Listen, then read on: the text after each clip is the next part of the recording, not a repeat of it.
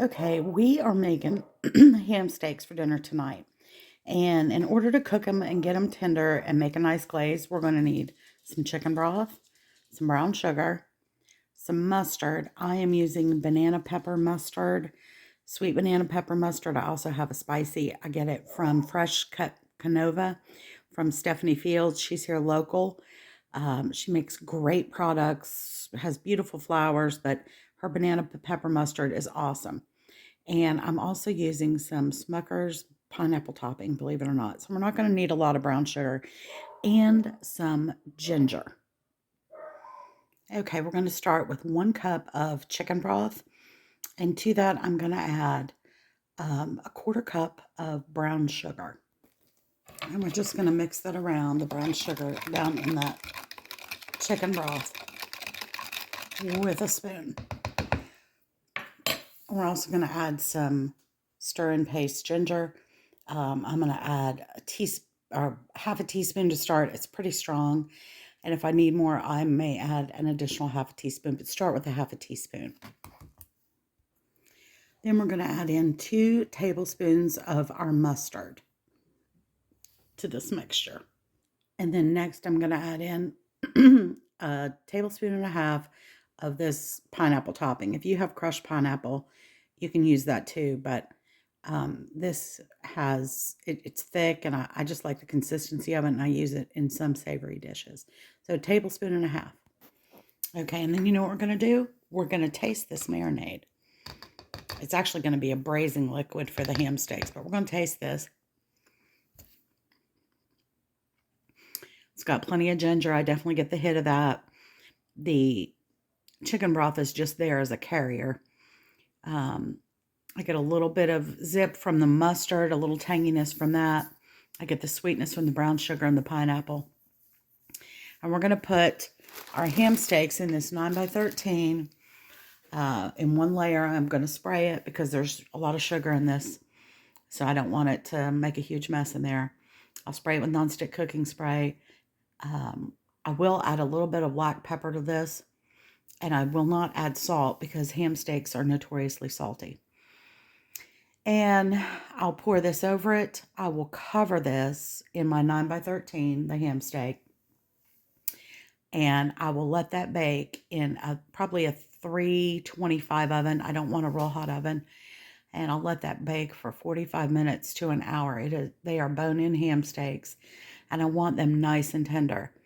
I'll probably let them bake for about 45 minutes, then check them. And if I like the tenderness level, I'll uncover them and let that glaze reduce a little bit, so that it makes more of the marinade turns into more of a glaze. For the ham steaks, if they're not tender, I'll keep them covered, let them go another 15 minutes or so, and then do that next step. Okay, there's our ham steaks, and I'm just going to pour our delicious marinade. I'm going to give it one more little stir. I keep calling it a marinade. It's really not. It's more of a braising liquid, but I'm just going to pour this all over the meat. And there's a few little bits of pineapple and bits from the banana peppers in there. I want these in a single layer as much as possible. There we go. You just move your little butt over. All right. And ham steaks are a really affordable thing too.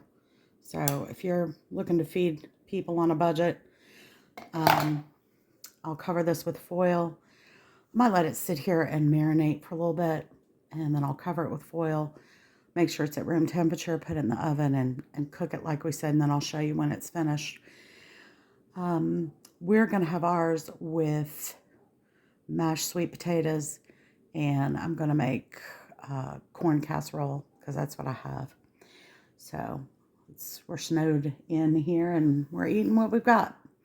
So anyway, I'm going to let this marinate for a while, and I'll let you take a look at it when we bring it out of the oven. Enjoy. Okay, our ham steaks are finished. I checked. They're good and tender. I I've laid them aside, and I'm going to reduce the broth that was in the bottom of that pan and that poaching liquid in a pan on the stove, so it'll make like a glaze. And I just dumped all that poaching liquid, or braising liquid, excuse me, into a skillet on my stove, and I've got that on high, and I'm just letting that cook down for a few minutes. I want to cook it until it thickens, and is more like a glaze, or a jus rather than just real thin liquid. So we'll let that cook down for just a few minutes. And we had some brown sugar and some pineapple glaze in there, so it won't take long. But we'll let that cook, and then I'll show you what it looks like finished. Okay, there it is. There's our glaze.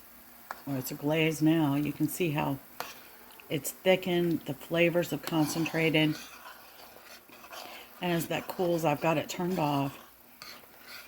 But you can tell by the way it's bubbling, the sugars have caramelized in that.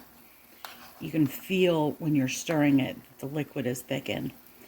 And it will just make a nice jus to put over the top of our ham steaks. So I'll show you the final plate when I get that served up. Hope you enjoy.